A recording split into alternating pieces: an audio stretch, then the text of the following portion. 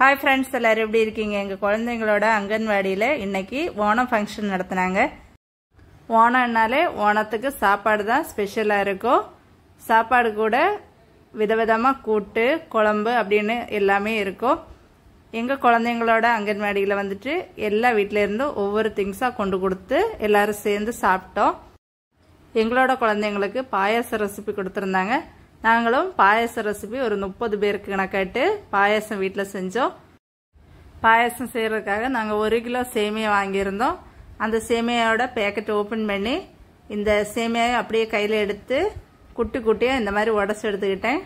இந்த சேமியாவை உடைக்காம நாம சேர்க்க முடியாது இந்த மாதிரி உடைச்சதுக்கு அப்புறம் தான் சேர்க்க முடியும் எல்லா சேமியாவும் உடைச்சதுக்கு அப்புறமா ஒரு பெரிய பாத்திரம் இந்த மாதிரி எடுத்து வச்சிட்டு 1.25 ஸ்பூன் அளவுக்கு நெய் சேர்த்துக்கிட்டேன் நெய் சூடா இருந்ததுமே நான் உடைச்சு வச்சிருந்த அந்த சேமியா அத்தனையுமே அப்படியே சேர்த்துக்கிட்டு நெய்யில நாம இந்த சேமியாயை லைட்டா வறுத்து எடுத்துக்கணும் இந்த சேமியாயை நாம நெய்யில வறுத்துட்டு யூஸ் பண்ணோம்னா சீக்கிரமா வெந்து கிடைக்கும் அப்புறமா இந்த நெய்யோட வாசனை அந்த சேமியாயில அப்படியே இருக்கும் இந்த மாதிரி எல்லாமே நெய் கூட நல்லா கலந்து வந்துருச்சு இதை அப்படியே தனியா வச்சுக்கலாம் அடுத்ததா இதை விட கொஞ்சம் கூட பெரிய பாத்திரமா எடுத்துக்கணும் அதுல 1 கிலோ சேமியாவுக்கு 2 லிட்டர் அளவுக்கு பால் சேர்த்துக்கணும் பால் கொஞ்சம் கெட்டியான பாலை சேர்த்துக்கோங்க 2 லிட்டர் பாலும் 2 லிட்டர் தண்ணியும் தேவைப்படும் அப்படியே பால் கொதிக்க ஆரம்பிச்சிருச்சு பால் கூட நான் 2 லிட்டர் தண்ணியும் சேர்த்திருக்கேன் இதுக்கப்புறமா நாம ஏற்கனவே வறுத்து வச்சிருந்த அந்த சேமியாவை சேர்த்துக்கலாம் சேமியா சேர்த்துட்டு சேமியா இந்த பால்ல நின்று நல்லா வேகணும்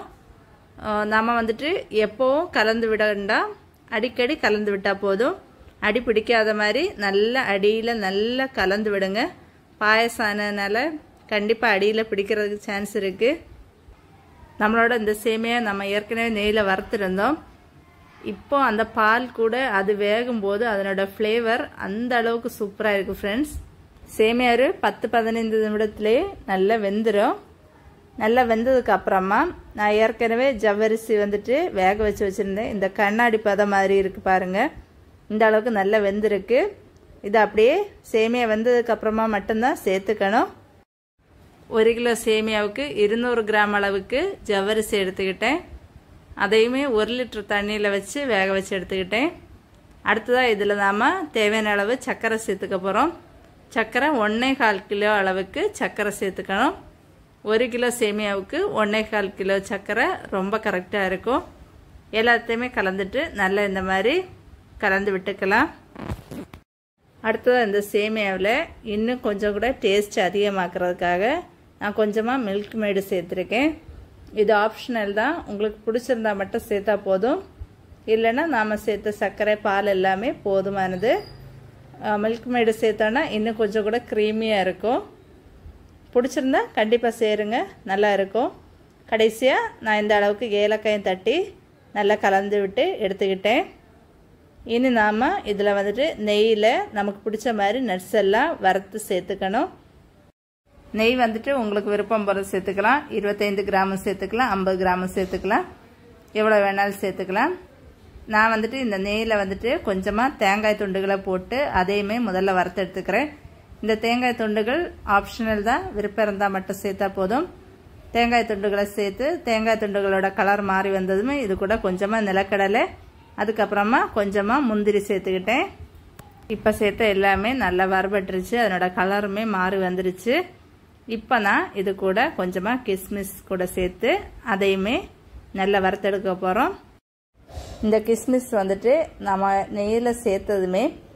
பலூன் மாதிரி இந்த மாதிரி நல்ல புஷ்ஷன்னு ஏறி வந்ததுன்னா அப்படியே உடனே எடுத்துடலாம் எடுத்துட்டு இதை நேரே அப்படியே பாயசத்துல சேர்த்துருங்க கொஞ்சம் கூட வெயிட் பண்ணக்கூடாது ஏன்னா அதனோட சூடு மாறிடும்